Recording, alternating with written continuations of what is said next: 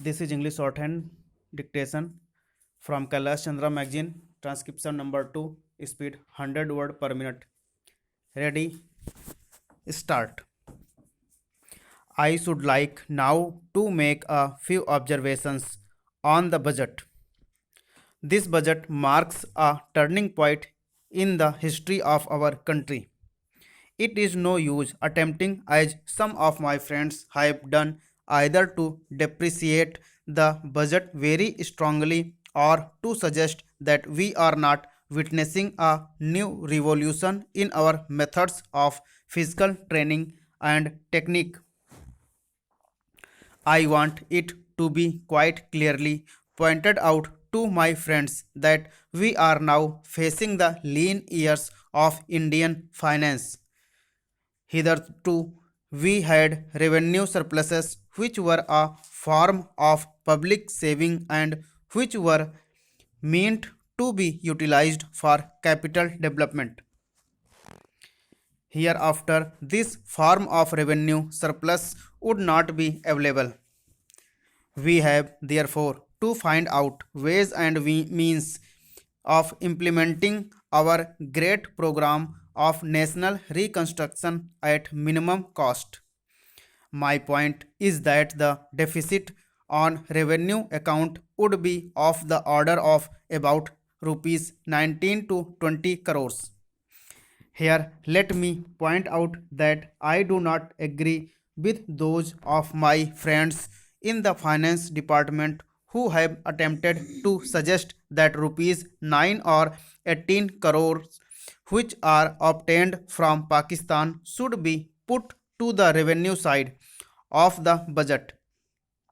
They are to be put on the capital side,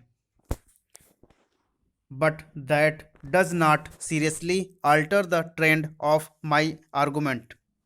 What I am suggesting is that we would have to be prepared for a deficit of a much higher order even on the revenue side. That itself should make us realize that there are very many problems which we have to face and that we have to undertake ways and means of increasing the resources of our country so that it might be possible for us to have a greater amount of surplus or a greater amount of public saving for the purpose of financial capital development.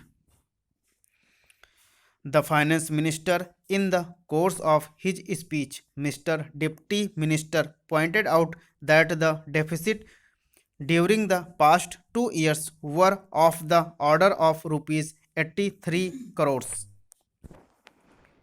I venture humbly to disagree with him because I feel that when we are talking of deficits, we must take into account the overall deficit incurred by the central government and that would be of the order of rupees 20 crores. During the years of relatively light expenditure, we had a shortfall of about rupees 200 crores.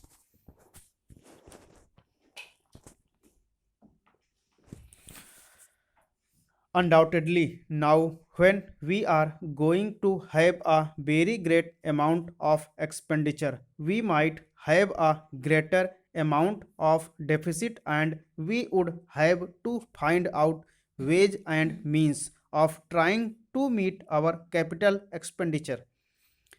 Some members have pointed out that deficit financing is good. Others have pointed out that it is poison. The honorable member who preceded me pointed out that it could be taken like a tonic. Now, I am not willing to enter into the merits of deficit financing or demerits of deficit financing in an academic spirit. The time has now come when we should face realities. I do suggest that we have to indulge in deficit financing because without indulging in deficit financing, it would not be possible for us to indulge in the capital expenditure on such a large scale. But when we are talking of the scope of deficit financing, I would like to place before the House and the Finance Minister the two great limitations which face us. The first limitation that faces us is that concerning the internal price level. The Honorable the Finance Minister referred to the cost of living. He said that he was going to keep a watch over the cost of living so that it may not shoot up within a short period of and make a mess of the plans of capital development. But there is another limitation which has also to be borne in mind, a limitation which has not received as much notice as it should have done in all the discussions that have taken place on deficit financing. That limitation is the external limitation or the limitation which arises on account of our balance of payments position. I think this is as important, Mr. Deputy Speaker, as the internal price level, and I should like to elaborate that particular point a bit more because I feel that a time will shortly arrive when we might have either to reconsider our policy or might even have to leave the Sterling Club of which we are a member.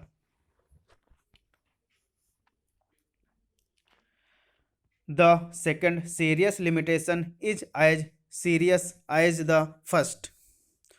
What would be the consequences of deficit financing on our balance of payments?